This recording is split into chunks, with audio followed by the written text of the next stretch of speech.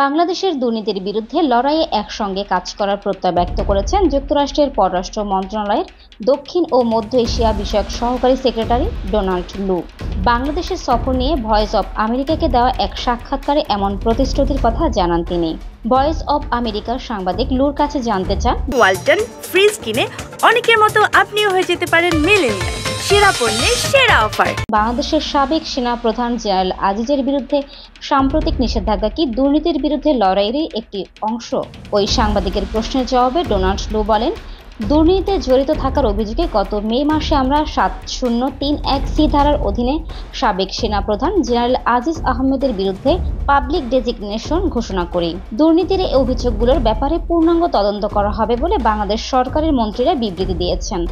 আমরা এই ব্যাপারটি স্বাগত জানাই।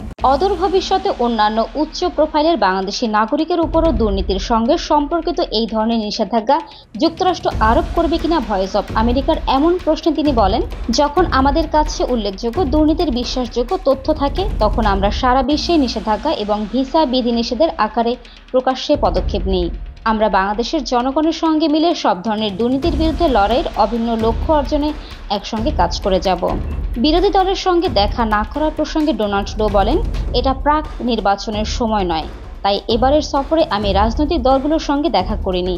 তবে এটা সত্য যে গত বছর নির্বাচনের আগে আমি বিভিন্ন রাজনৈতিক দলের নেতাদের সঙ্গে গোলটেবিল বৈঠকের সুযোগ পেয়েছিলাম।